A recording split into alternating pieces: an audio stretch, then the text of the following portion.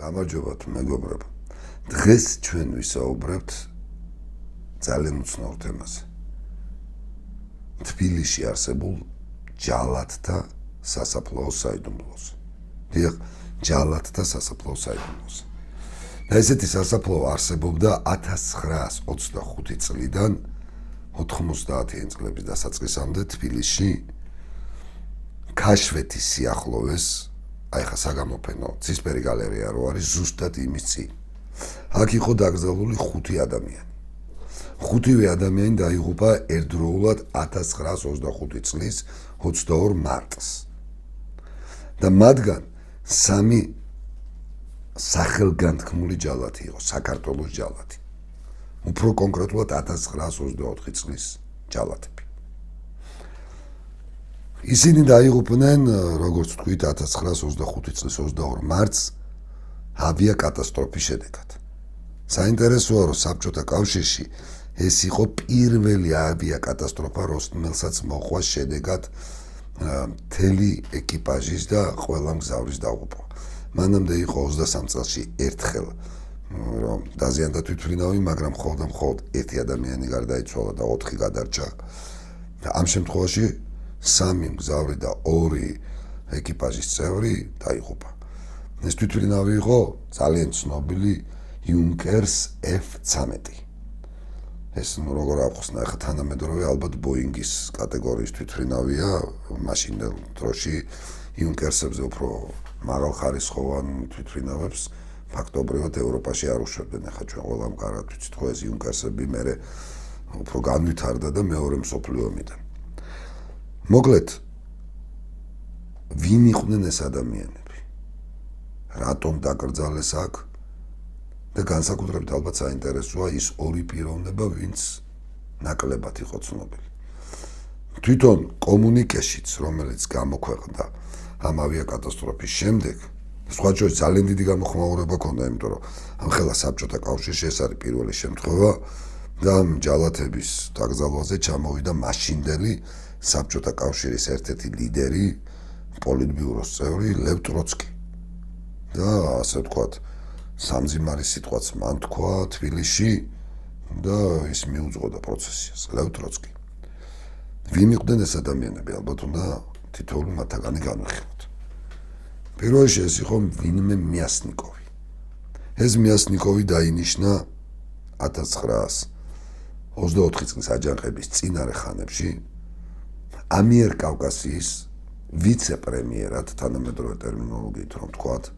ამავდროულად ის ითავსებდა საბჭოთა კავშირის მთავარ რევოლუციური სამხედრო საბჭოს წევრის და რეალურად ამიერკავკასიის წითელდროშოვანი არმიის და ანუ რაც აქ სამხედრო შენაერთები იდგა თავდაცვის სამინისტროს მაშინდელი ტერმინოლოგიით, რა ქვია, მოგეხსენებათ რომ სამისოს ნაცვლად სახალხო კომისარიატს იყენებდნენ ამ სიტყვას. სამხედრო კომისარიატის კავკასიის ყველა ჯარის, ასე ვთქვათ, სამხედრო რევოლუციური საბჭოს წევრი იყო, ანუ პოლიტიკური ხელმძღვანელი იყო მთელი არმიის. ასევე ის პერიოდულად ითავსებდა ამიერკავკასიის პარტიული ორგანიზაციის სამხარეო კომიტეტის ხელმძღვანელის მოადგილის ფუნქციასაც. ანუ სერგო ორჯონიკიძის შემდგომი იერარქიულად ამდობის პირი იყო ეს მიასნიკოვი, რომელიც ძალიან ახლოს იყო თავის დროზე ლენინთანაც, ტროცკისთანაც და პირდაპირ მოსკოვიდან იყო აქ გამოშვებული რაღაც მისიის შესასრულებლად. იმიტომ რომ მანამდე აი ესეთ პოზიციაზე რამდენიმე თანამდებობა ერთბაშად შეერთებინა ვიღაც მოსკოვიდან გამოშვებულ კაცს თბილისში არ მომხდარა. მეორე პიროვნება დაღუპულთა შორის იყო გიორგი ათარბეგოვი. ათარბეგოვის სახელი მერე ქუჩასაც დაარქვეს თბილისში. ეს იყო ცნობილი სადამსჯელო რაზმის მეთაური, სადისტი, ცნობილი სადისტი, კაცის მკვლელი და კაცის მკვლელთა დაჯგუფების მეთაური. ხოლო დაღუპვის დროს, როცა ის დაიღუპა, ის ასრულებდა შემდეგ თანამდებობებს. ესე იგი, ამიერკავკასიის ფოსტა ტელეგრაფის ხელმძღვანელი იყო, ამავდროულად ის იყო ამიერკავკასიის გენერალური ინსპექციის მაშინ ერქვა რა ქვია მუშათა და გლეხთა ინსპექცია, ანუ კონტროლის პალატას რო ეძახით ახლა. იმისი ხელმძღვანელის მოადლე, მაგრამ ფაქტობრივად ეს ხელმძღვანელობდა და ამავდროულად ითავსებდა ამიერკავკასიის ავიაციის ხელმძღვანელობას. ანუ ეს იუნკერსიც და საერთოდ ყველა თვითმფრინავი რაც კი ამიერკავკასიაში არსებობდა ამ დროისათვის იმ წამისათვის როცა ის დაიღუპა მას ექვემდებარებოდა. მესამე პიროვნება იყო სოლომონ მოგილევსკი. სოლომონ მოგილევსკი იყო უმაღლეს დამთავრებული იურიდიული განათლების. თავის დროზე ჯერ კიდევ რევოლუციამდე 10 წლით ადრე მეგობრობდა ლენინთან. რევოლუციის შემდეგ დაინიშნა ჩეკას, აი ხო მე სუსი რაც გახდა ანუ სახელმწიფო უშიშროების კომიტეტი KGB-ს, რასაც ვეძახდით OGPU-ს ჩეკას, მაშინ ჩეკა ერქვა. ჩეკას და მე პოლიცია მმართველოს ერთ-ერთი დამაარსებელი და ლიდერი ძერჟინსკისთან ერთად და რაც მთავარი იყო, ის იყო მთელი საბჭოთა კავშირის საგარეო დაზვერვის სამსახურის უფროსი. მაგრამ უცებ ტროცკის, ძერჟინსკის გადაწყვეტილებით 1922 წელს ის გადმოაგზავნეს თბილისში და ნახეთ რამდენი თანამდებობა შეუერთეს. ის დაინიშნა სრულიად კავკასიის ჩეკას ხელმძღვანელად. ჯერ კიდევ საბჭოთა კავშირი არსებობდა, მაგრამ საკავშირო ჩეკას, ანუ საკავშირო უშიშროებას და მის თელს აგენტურას განაგებდა და კურირებდა საქართველოს ტერიტორიაზე, სომხეთსა და აზერბაიჯანში, ზედამატებით თელს ირანში, თელს თურქეთსა და აღმოსავლეთის ქვეყნებში. გარდა ამისა, მას დაუქვემდებარეს მას შემდეგ, რაც საქართველოს საბჭოთა კავშირში ძალით გააწევრიანეს, კავკასიის ტერიტორიაზე საბჭოთა კავშირის მთელი სასაზღვრო ჯარები და ასევე შინაგანი ჯარები. ანუ ის ჯარები, რომელიც ვთქვათ უშუალოდ ჩეკას, პოლიციას ექვემდებარებოდა, მათი სარდალი იყო ეს მოგილევსკი. მეოთხე პიროვნება იყო ვიღაც ფრინავი, უცნობი, ოღონდ ასევე ჩამოსული, რა ქვია, არაქართველი და მეხუთე პიროვნება იყო სხვაჯერს წარწერაში ესია, აი თქვა კომუნიკე ნახოთ, სახელი არ არის მოხსენებული, უბრალოდ გვარით არის საღარაც.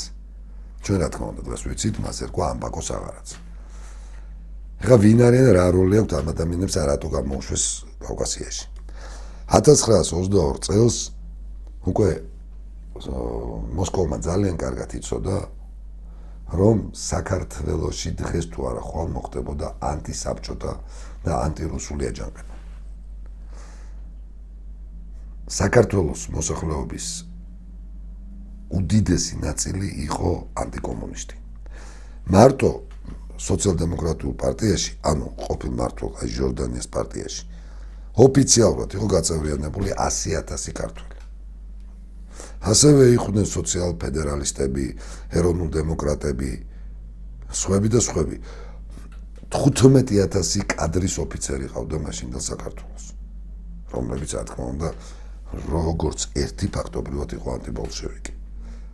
მთელი ჩვენი ელიტა, აკადემიკოსები, მეცნიერები, მწერლები, პოეტები, ხოლო კომუნისტური პარტია დაახლოებით, აი როგორ ვთქვათ, მისი ბირთვი 1000 კაცს ვერ შეადგენდა. და ეხლა მიტმასნილი მედროვეები, რა თქმა უნდა, ცოტა უფრო მეტი იყო, მაგრამ მათი ვთქვათ გავლენა, ხვედრითი წილი, ძალა ნულის ტოლი იყო. და ეხლა წარმოიდგინეთ რა ხდება. თუ შეიქმნება ისეთი სიტუაცია საქართველოში, რომ ბუნებრივად დაორგანიზდებიან ქართველები და აუჯანყდებიან საბჭოთა ხელისუფლებას, იმის გათვალისწინებით, რომ ქართველთა შორის როგორც თქვით 15,000 კადრის ოფიცერი იყო და 60,000-ზე მეტი 4 წლის მანძილზე პირველ მსოფლიო ომში ნაომარი და მერე სამოქალაქო ომშიც მონაწილე ქართველი სამხედროები, რომლებიც ხარისხობრივად ბევრად ჯობდნენ იმ პერიოდის რუსეთის ჯარისკაცებს და მით უმეტეს იმ საოკუპაციო ჯარებს, რომელიც აქ იდგა, რა თქმა უნდა, კარგი პერსპექტივა რუსეთის საოკუპაციო არმიას აქ არ ექნებოდა.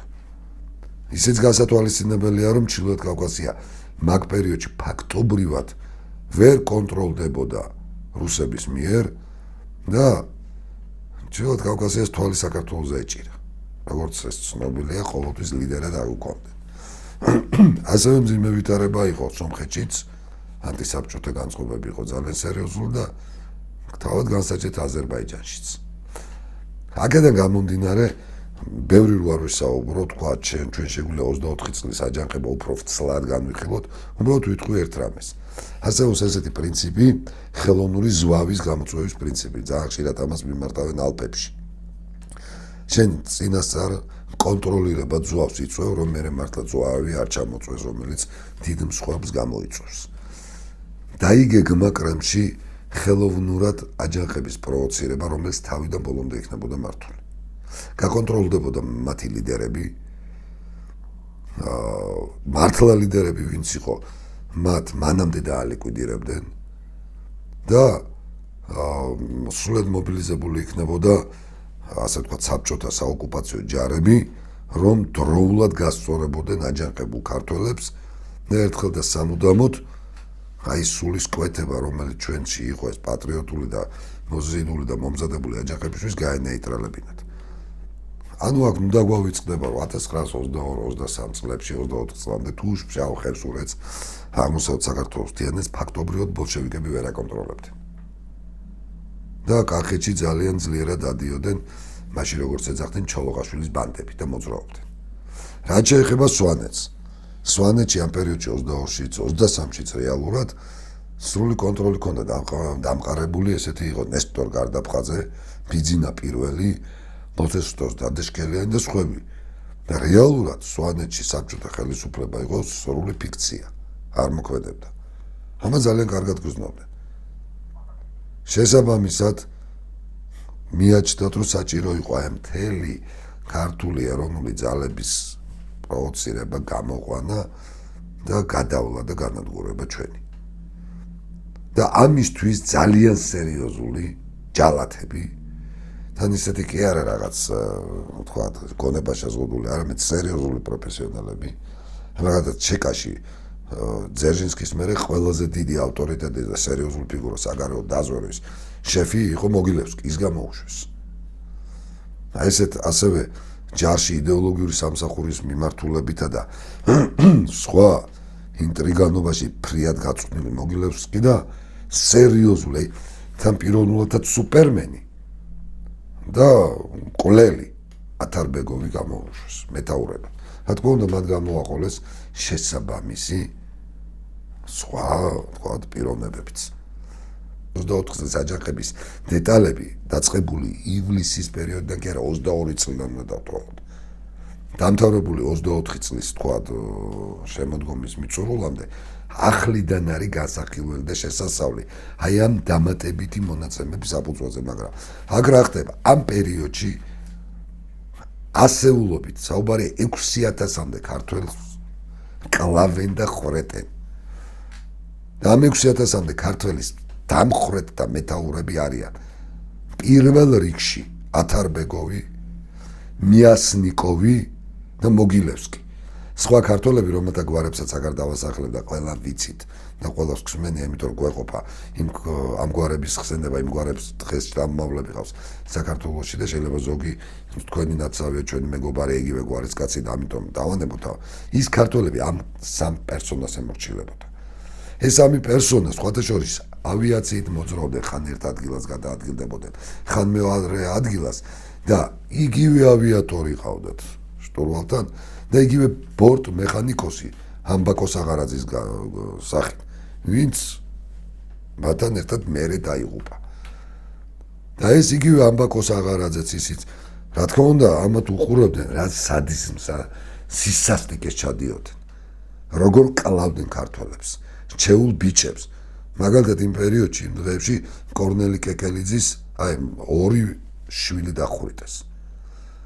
აქ ცნობილი ხო ზაფხულში ხვრიტება აი ნაზარი და სიმონ ჭედლიძე და ცნობილი მღვდლები, თქვათ, წმინდანებად რო არიან შერაცხული ქუთაისში. აქ ძალიან ბევრი რაღაცა იყო, ისეთი რომელიც ხელახლა მოსაყოლი და ასე შემდეგ. მაგას შეეწირა, თქვათ, ალექსანდრე გეგეჭკორი, საშა გეგეჭკორი, რომელსაც ხო შეიფარა ქაკუცა ჩოლოყაშვილი, მერე ოსმანში გადაიყვანა, მაგრამ მერე ეს გაუმჟღავნდა და მერე სასიკვდილოდ გაუხდა საქმე. აქ ბევრი ტრაგედია დატრიალდა იმ პერიოდში. იმიტომ რომ ქართველებში იყვნენ ადამიანები, ადამიანებიც ბოლომდე ერთმანეთს ვერ წირავდნენ კიდევ იმ დღეებში. მაგრამ ვინც ბოლომდე ასრულებდა ყველაფერს, ეს იყო მოგილევსკი, მიასნიკოვი, ათარბეგოვი, სამი ჯალათი. და ნახეთ რა მოხდა. დადგა 1925 წელი. 1925 წლის მარტში გარდაიცვალა მოსკოვში იმყოფებოდა ამიერკავკასიიდან საბჭოთა კავშირის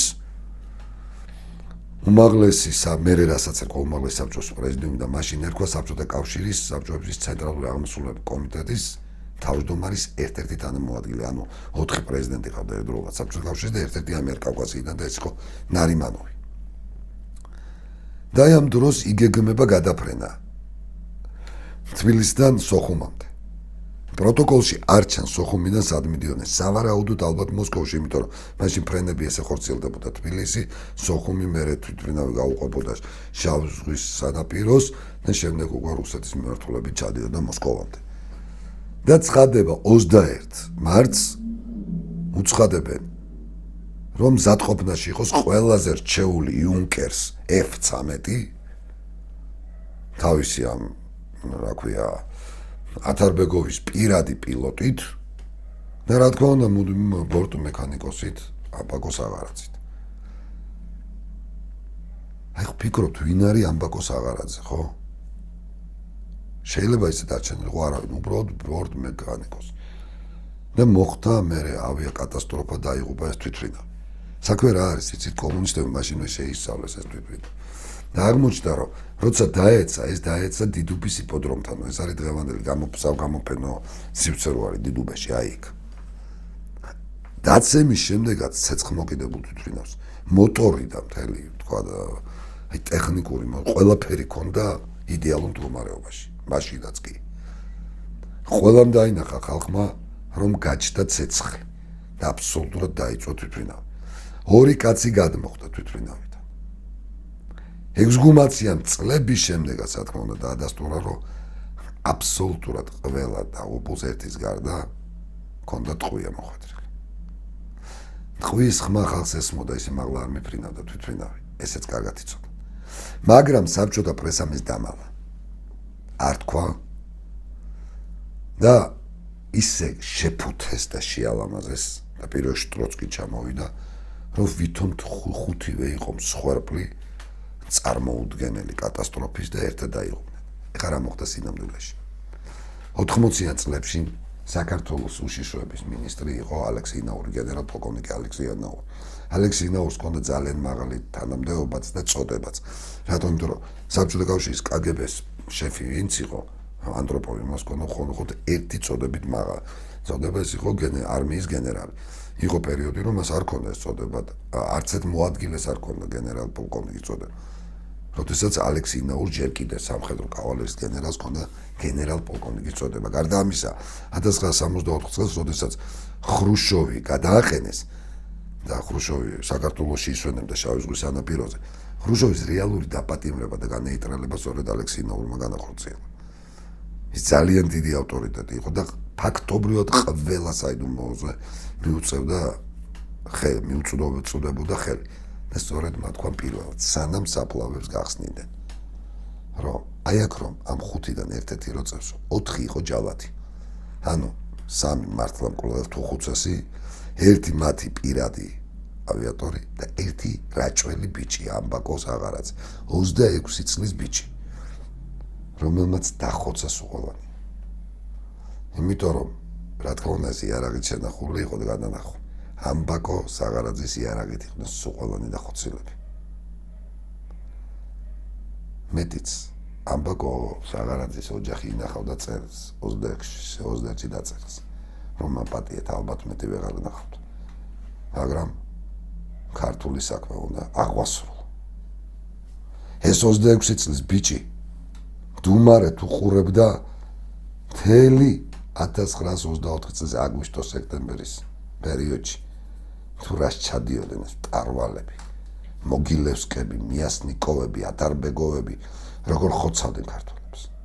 უყურებდა ცალ-ცალკე ისინი ერთად კერ დაფრინავდნენ, ხან ერთს, ხან მეორეს, ხან მესამეს. როგორც ეთყობა ელოდა ჟამს, ელოდა წუთს, რომ უფალი დაუშვებდა ალბათ, რომ მას თავისი სიტყვა ქართული ეთქვა და თითქოს აი ზეციური ნიშანივით იყო, როდესაც 21 მარტს 1925 წლის 21 მარტს მან გაიგო, რომ სამივე ეს ჯალათი ერთად იქნებოდა და ის უნდა ყოფილიყო მათი თამხლები. და მართლაც ესე მოხდა. როდესაც ისინი მოვიდნენ სამივენი თავიანთი რჩეულ პრინავთან ერთად, იქ ბორტ მექანიკოსი იყო ამბაგოს აღარაც. მას წინა დღეს ჰქონდა წერილიდან ჩას გადაწყვეტილი, რაც გააკეთა. და თბილისის თავზე დიდუბის იპოდრომს გაუსწორდა თვითმფრინავი, სადაც სხვადასხვა ძალიან დიდი ხალხმრავლობა იყო. სხვაგან სადღაც ტყისკენ რო გაეკეთებინა, მაშინ ვერ დაინახავდა ამას ხალხი. რა თქმა უნდა, რამდენიც არ უნდა დაემალა მთავრობას და ხელისუფლებას, იმ პერიოდის ადამიანები ძალიან კარგად მიხვდნენ, რაც მოხდა იმ წამს თბილისში. გახსნა ცეცხლი, თან ვის სუპერმენად არ ბეგოს, არანაკლებ თქვა კვლელ მიასნიკოს, გაუხსნა პირდაპირ შეება, შეერკინა და მოწყვიტა. დაჭრილები თვითმფრინავებიდან ცვიოდნენ. თვითონაც დაიღუპა, რა თქმა უნდა, ხა ესე ცეცხლს გახსნა ომსო გახსნი იმ დროიდან თვითმფრინავში, იქ რა თქმა უნდა ცეცხლი გაჩნდებოდა. გადარჩენის შესაძლებლობა ფაქტობრივად ნულის ტოლი იყო, მაგრამ მანქნა ერთი რამ, მთელი ქართველი ერის სახელით შური იძია საქართველოს ჯალათებზე, საქართველოს ტრებზე. და იცით რა, დათესა შიში. შეახსენა მტერს, რომ ქართველებთან ასეთი ქმედებები, რომ შეგჭერს გამორიცხულია, რომ არსებობს ესეთი სულისკვეთება შურის მაძიებლური ქართველის, რომელსაც ჯობს არ შეეხო, რომ ქართველი შეიძლება პატარაა, მაგრამ ტოქსიკურია. თუ გადაყლაპავს შეეცდები, შიგნიდან გამოგღრღნის, როგორც აი გველეშაპს ღრღნის პრომეთე ამირანი, გაგფატრავს, გაგანადგურებს და ის მაინც გადარჩება, ის მაინც აღდგება მკვდრეთით.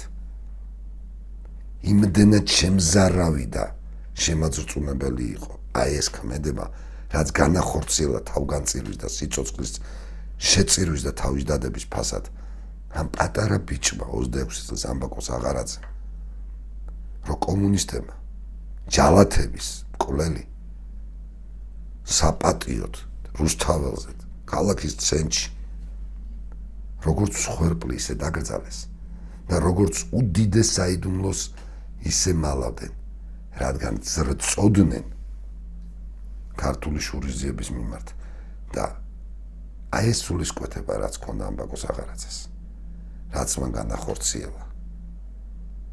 ჯერ ერთი ხო გამჟღავნდა და მეორე არის კიდევ ერთი გარანტი, კიდევ ერთი უეჭველი, ვერავისგან ვერ დაცაძლევი ქვაკუთხედი, რომელ ქვაკუთხედზეც ყოველთვის აშენდება ხელახლა საქართველო გათავისუფლდება, რომლის ძალით და რომლის შეწევნით ყოველთვის აღდგება მკვდრეთით ჩვენი ქვეყანა. ეს იყო ჯალათების საფლავთა საიდუმლო. საიდუმლო, რომელსაც მალავდნენ საქართველოს ტრები, მაგრამ გამჟღავნდა. და ერმა უნდა იცოდეს, რომ მას ყავდა მისი სახელისთვის და მისი სახელით თავგამწირავი გმირი ამბაკოს აღარაძე.